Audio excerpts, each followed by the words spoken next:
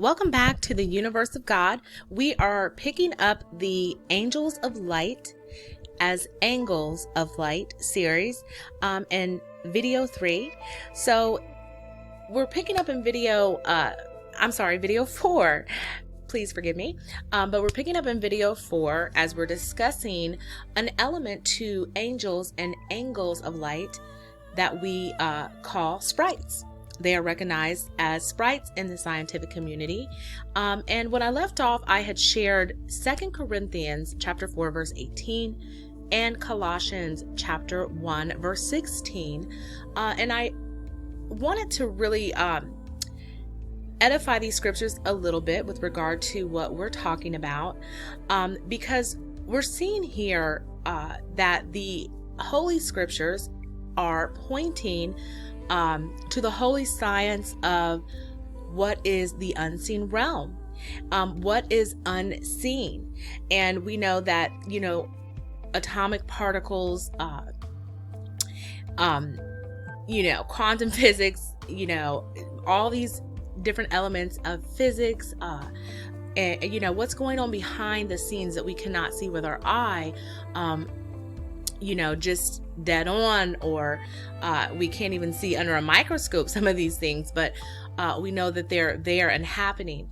That the scriptures has already told us that the things which are seen are coming out of the things which are not seen, and the things that are also eternal. So these not seen things are considered eternal, and what is seen is considered temporary. And we really should understand this in simplest terms, because we understand things like, protons, neutrons, electrons, right? The nucleus,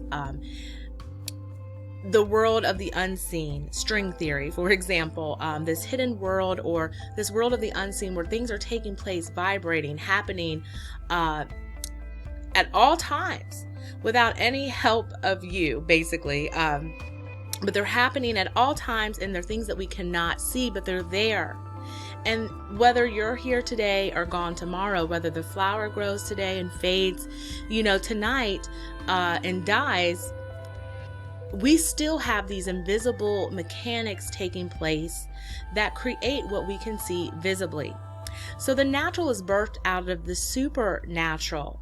And that helps us really relate this to how we are God's children, and we come from a creator, and we come from a father, and we come from a God. And he's created holy science, and he's created a holy Bible, and numerous other things for us to know him, observe him, understand him, relate to him, and know that he exists, and that it was by his hands that these things exist. So in the last video, I gave more of an introduction, and I shared a lot of spiritual, things as well. And I left off discussing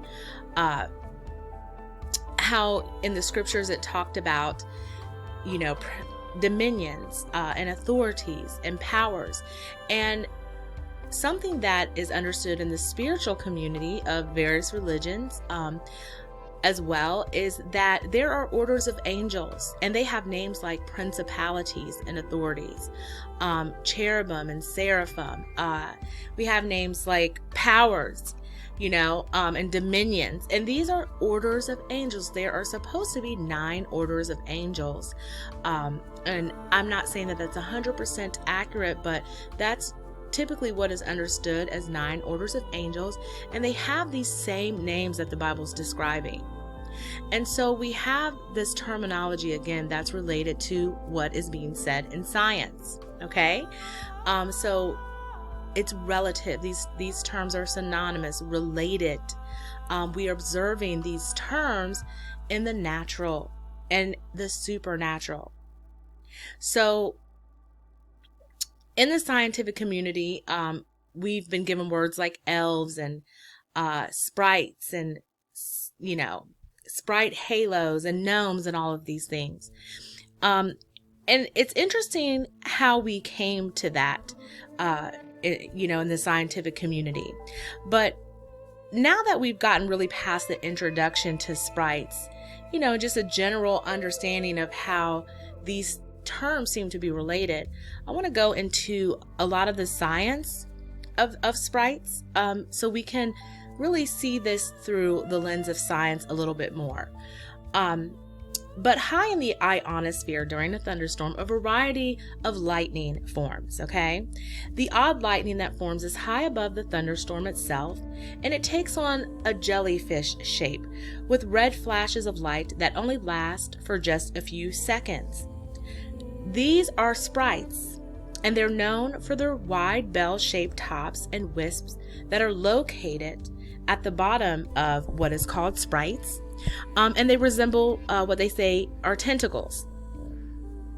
While for decades, they've known about sprites in the scientific community, they now know where they come from, and they're continuing to discover more about sprites, okay? And it's really been determined, that sprites occur with plasma irregularities. High above the Earth's dense lower atmosphere where human activity takes place, there is some scientific magic happening in the ionospheric layer where long-distance radio communication takes place. Ironically, sprite activity takes place where long-distance communication takes place. This is really interesting to note. This is, something that's not only interesting, but it's even more interesting when we understand that sprites are commonly referred to resemble angels with wingspans, the wide bell-shaped top, and wingspans that also are described as the tentacles, wisp, and the light that's at the bottom. Now, sprites also occur 3 times higher up than storms. They quickly formulate and quickly disappear. And something I want to really just kind of share is that, we're describing sprites in the scientific, community, but what about the fact that sprites are found in fantasy, which is something I mentioned before? Sprites are found in fantasy, myth, and lore, but we're really starting to change how we see sprites now with this new information in the scientific community. And we're just taking them from myth and history, and we're bringing them now into scientific reality, which is really awesome. And it's a great thing to learn and understand, especially when we understand these things in the light of God's word and the light of God's truth about his creation. So anyhow, as scientists really try to unravel the mystery of exactly what happens to cause the sprite's appearance, they have formulated conclusions not only regarding localized plasma irregularities that could spark a sprite's actual formation, but they also hypothesize that meteors may also be responsible for the cause of plasmic sprites, because they begin to burn up as soon as they hit the lower atmosphere, much like a sprite's disappearance. These ideas are still really under study, but they seem to be related to the occurrence and disappearance of sprites. So sprites is something taking place again, within the atmosphere and the energy and the electricity that's interacting together there. And this is how it's playing out on the field of science. So we're going to examine plasma to get a better understanding of a sprite. But one of the things I want to point out really quickly is that sprites originally were found in stories of old, right? But now we have, this understanding of them, and they've made their way out of this world of fantasy and lore, and they've made it into the world of science and relating it, to nature and various organic phenomena of life. And this, the various organic phenomena is in association with biological things, atmospheric, things, geological and astronomical things. And this is all, taking place to form our environment. And so this is, sprites are an aspect of this. The depiction from ancient man regarding angel sprites and angles of life light, elves and gnomes and pixies, again, has found a new home in the scientific community. So it's found its home, a new home here in the scientific community, and it's really revealing our natural environment through another set of eyes. And that is really important to keep alongside of what we're learning about the science of this, is that the natural is really another way to see this. And we're seeing it through the eyes of the natural, right? Which is also something that we understand, spiritually, is we live in a natural world and we experience things through our natural environment, but we're also experiencing the interactions between the natural and the supernatural. And we really need to get out of the box, says, this information is separated. These truths are separated from each other when really they're connected. And we need to really recognize that. And we need to understand our universe through that lens as well.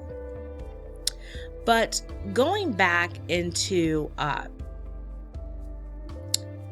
understanding plasma and sprites and things of that nature, okay? Let's see here.